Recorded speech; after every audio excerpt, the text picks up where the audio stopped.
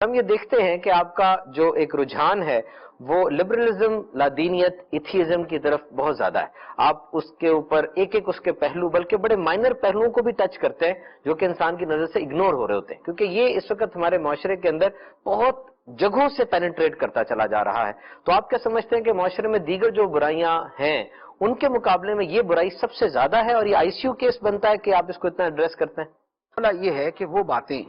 کہ جو کسی زمانے میں لوگ سوچتے بھی نہیں تھے آج بولتے ہیں. آپ کو دہریت کے اوپر بولنے والے ایک نہیں ہزاروں ملیں گے. آپ کو اسلام کا انکار کرنے والے، اسلام کا مذاق اڑانے والے، نماز کا مذاق اڑانے والے، داڑھی کا مذاق اڑانے والے، دینی تعلیمات کا مذاق اڑانے والے، اسلام کو قبائلی اور 14 سال کا پرانا نظام کہنے والے،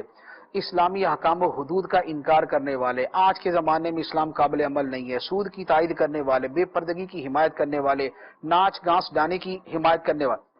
یہ آپ کو قدم قدم پہ ملیں گے. اور اتنی بڑی تعداد میں ملیں گے کہ آپ اگر چینلز دیکھیں تو آپ کو پتا چلے گا کہ اسلام کا جو ہے، اسلام کا تو نام لینے والا شاید ہی آپ کو نظر آئے.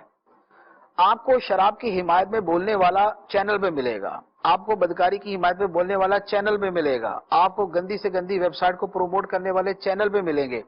آپ کو اسلام کا نام لینے پہ بدکنے والے چینل پہ ملیں گے. لیکن اسلام، افسوس کہ وہ تو وہ چاند ہے کہ جس کا حالہ نہ رہا کا معاملہ ہوتا ہے کہ اسلام کی تائید میں، اسلامی احکام کی تائید میں بولنے والا بندہ ہی کہیں نہیں ہوتا. پھر یہ تو صرف اس کی یہ جو الیکٹرانک میڈیا اس کی بات کر رہا ہوں. سوشل میڈیا پہ آپ چلے جائیں تو پھر وہاں جو فتنوں کا بازار گرم ہے وہ آپ کے سامنے ہے.